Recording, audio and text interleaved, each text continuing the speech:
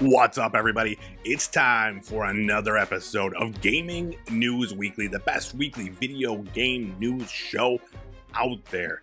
Every single Monday, we're bringing you all the biggest things happening in the video game industry. My name is Erock the Red. Unfortunately, I am not joined by Fullclip today, so this is a very special, intimate affair. He's having some troubles. Hurricane troubles. I don't know if you heard of that, Helene. He's fine, just doesn't have power. So you need power to do this sort of thing. So that being said, you're stuck with just me today. So we're going to do a quick episode. Just going to run through the new releases, some of the big news that happened this week. Something new. I had the whole episode prepared, and I'm like, and I got nothing to do. The Bills aren't playing until later, so here we go. Let's try it. Maybe it'll be good. I doubt it, but stick with me. All right. We're gonna get to it. The nitty gritty. We're gonna kick things off with our new releases from this past week.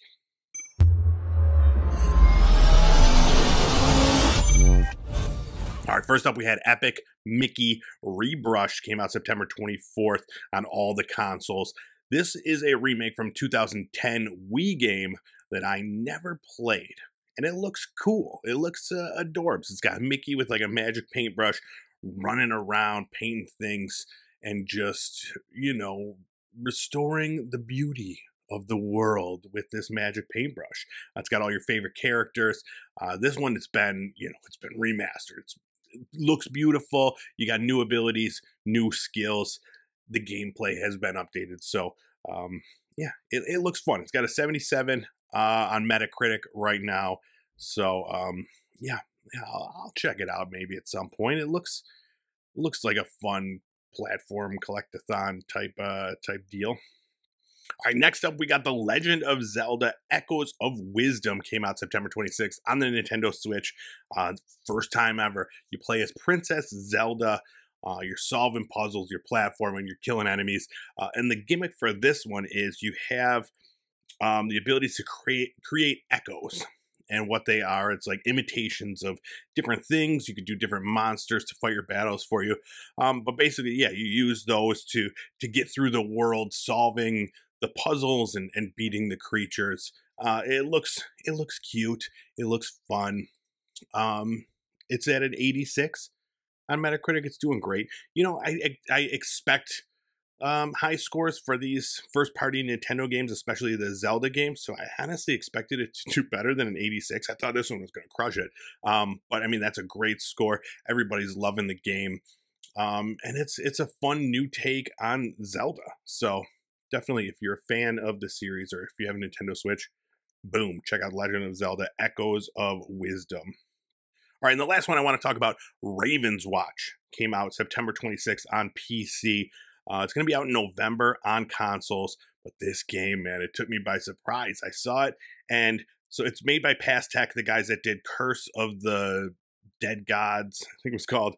But what it is, it's like a top-down roguelike action game, a little Diablo-ish, like Hades.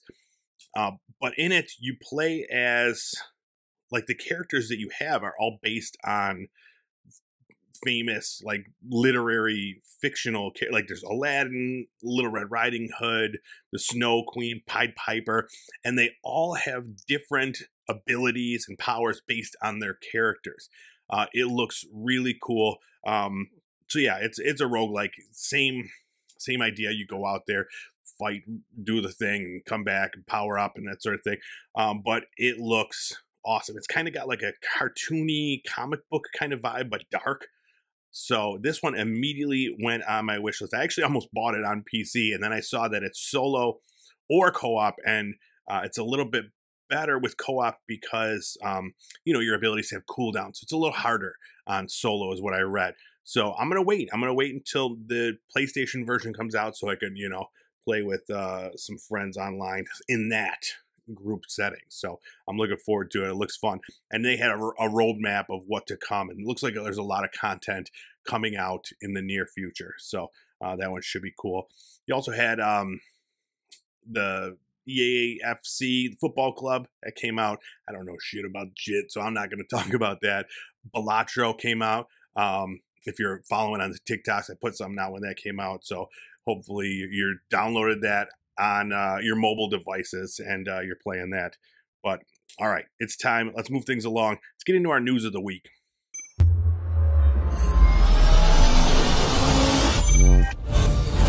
All right, the big news from this week, Sony PlayStation State of Play came out. It was about a half-hour thing with a whole bunch of trailers and lots of good stuff. I really thought this was a good showcase. Nothing like hugely major, except for one thing was announced, but a lot of really cool trailers. So the big thing, the one major thing that was announced, sequel to Ghost of Tsushima, Ghost of Yotei, was announced, and it looks gorgeous. This one's got a female protagonist. Of course, the internet is all a buzz. Oh, female in the olden days, being in a position of power, crazy. But no, it looks fantastic. Excited to see more. It's got 2025 release date, which again surprises me. We'll see if that shakes out, but that one is very exciting. I need to go finish Ghost of Tsushima, so that's probably very important. And then some other announcements. Horizon Zero Dawn Remastered was announced, so that's going to come out for the current gen consoles. If you own it on PS4, you could have it for an additional $10 on the PlayStation 5. They re-recorded 10 hours of dialogue and added some visual enhancements in there. Monster Hunter Wilds had a trailer with a release date February 28th, 2025. Coming to PS5, Xbox SX, and PC. That one should be fantastic.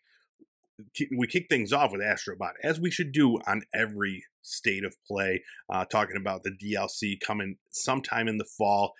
5 levels for speedrun, and then additional 10 bots to find and rescue. So that's exciting. Some new trailers that I hadn't seen talked about. The Midnight Walk was announced for PS5 and PSVR 2. This one's from the creators of Lost in Random, and it's like claymation, kind of dark, creepy style. That one looked fun. Excited to see more about that. And then Hell Is Us, which is another dark, horror-ish game. Looks kind of Souls-like-ish in the combat. There was rolling. There was big, giant bosses. That one should be cool. Pale World is out right now on PlayStation 5. If you're in if you're not in Japan, due to the litigation, it's not coming out there. Arcade Chronicles was another fantastic looking game. Again, Souls-like looking. I don't know for sure what it is, but that one looks like a lot of fun. What else? We got Legacy of Kain, Soul Reaver 1 and 2. That was leaked like just before the showcase, but yeah, that was one. I played the first one of that. This is years ago. What was it? The first PlayStation, maybe, the Legacy of Kain Soul Reaver game. But this is a remaster coming out December 10th, 2024. So that's exciting. Some VR games, Hitman 3 in VR and Metro Awakening VR.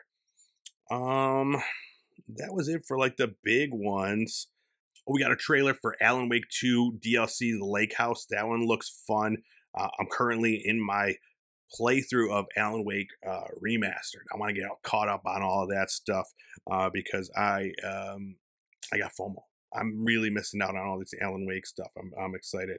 And then there was they talked about the PS5 Pro and, the support that's getting for other titles. And, they did the showcase of, all the games that have the PlayStation 5, the official upgrade, whatever.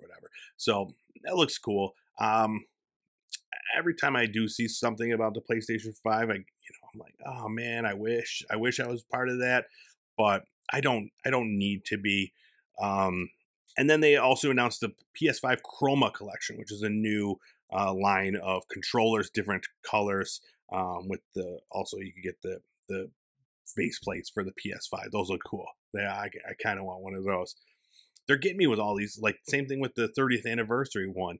I really wanted one of those, oldie time joints.